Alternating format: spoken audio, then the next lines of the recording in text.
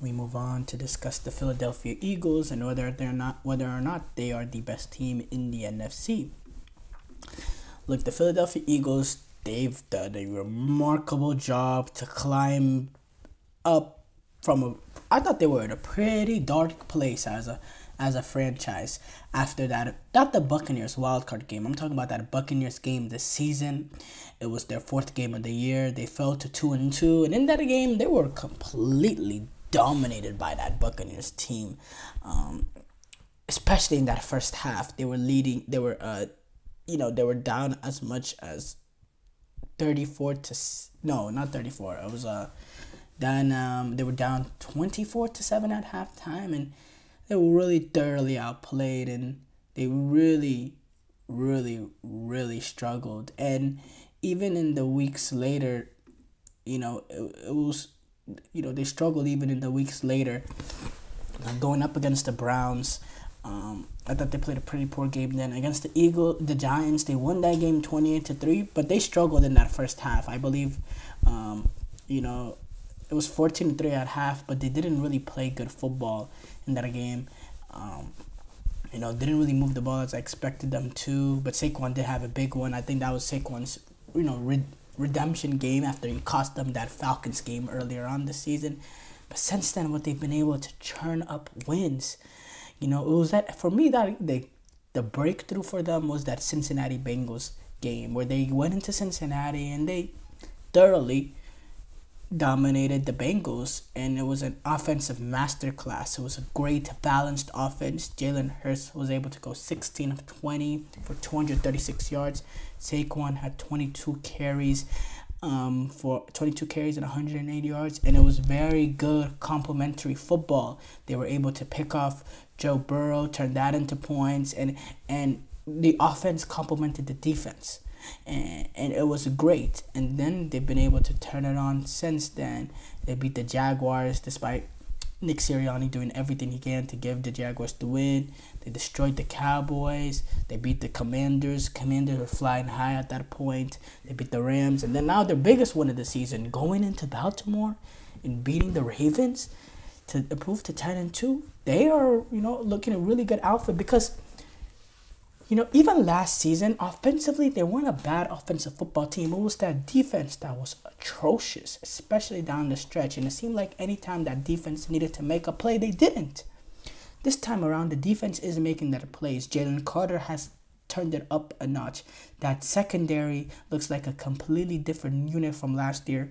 And then that linebacking core, I don't know if it was the personnel that got better, but it seems like they're just way better.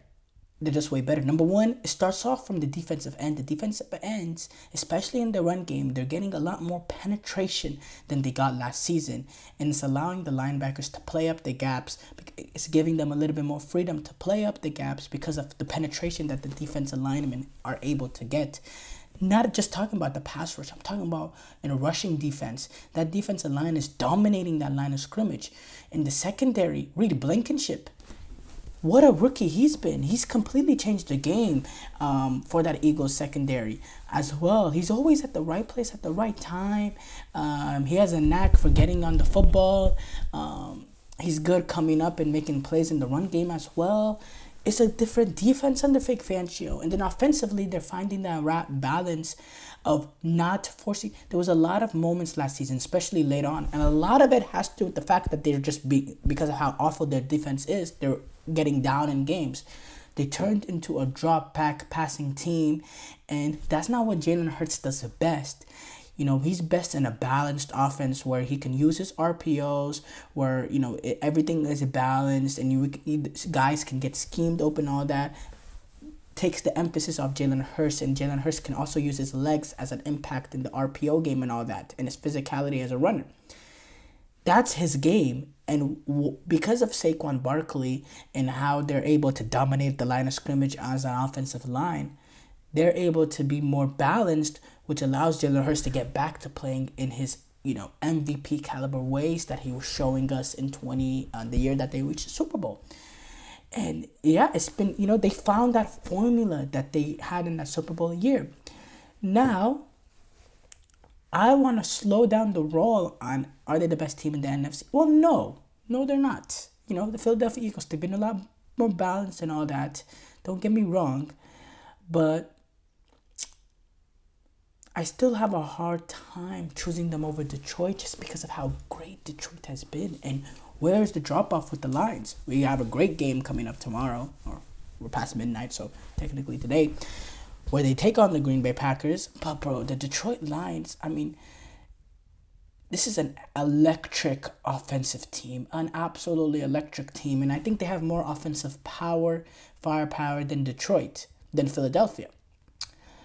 And then defensively, I don't think Detroit is a great defense. I think they're a solid defense. And I think Philadelphia Eagles is a really good defense as well.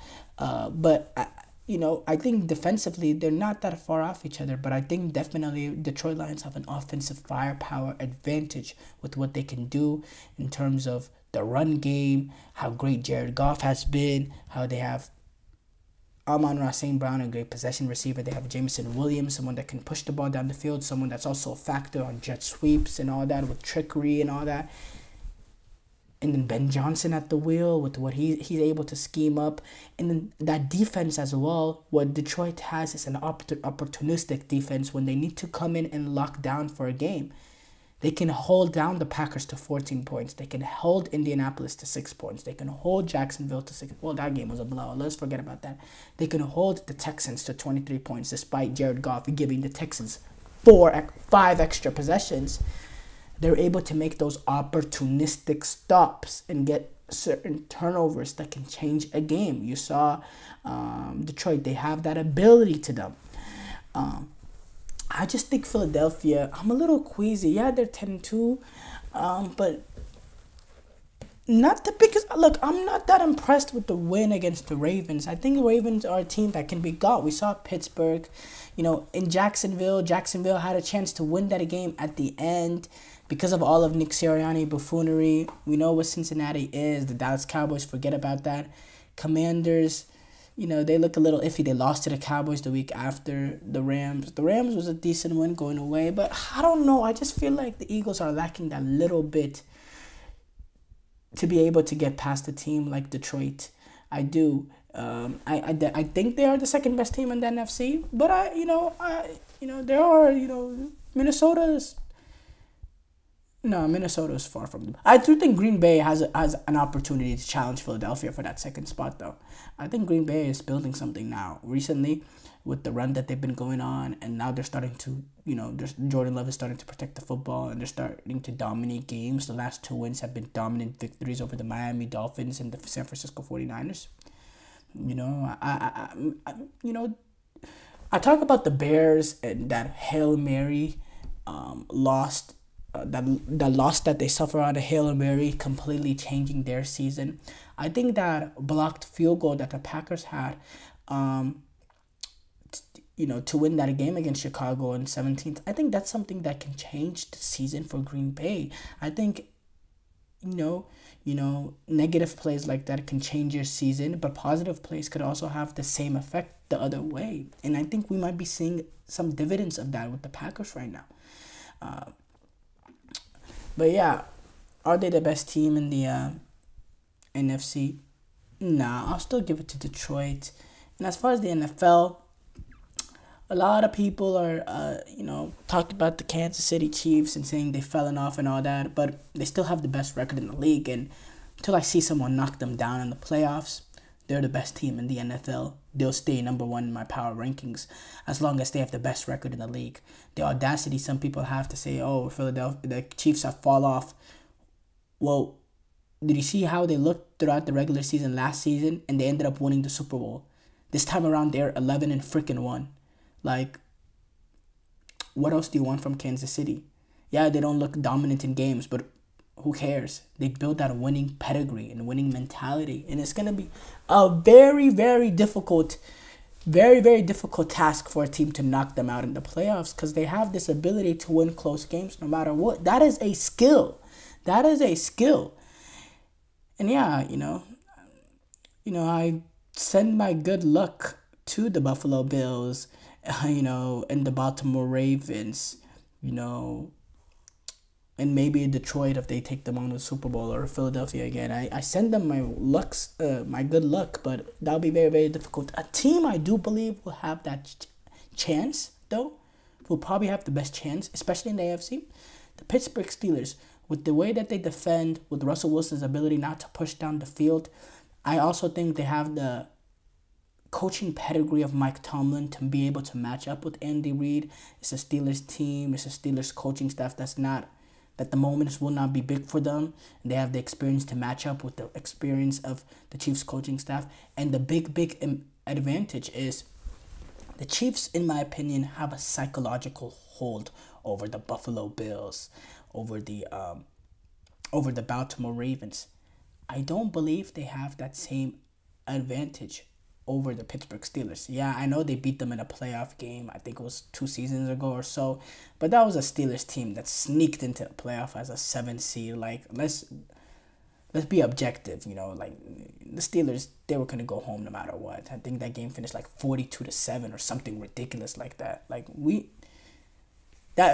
throw that out of the backwater. That was not a real game. The Steelers, I don't think the Chiefs have that psychological advantage over the Steelers, because I don't think that's a team, that's not possible with a team coached by Mike Tomlin. So if we get a Steelers-Chiefs playoff game, wherever it's at, I think that is must-watch TV beyond the must-watch TV. But we're getting a little bit off topic.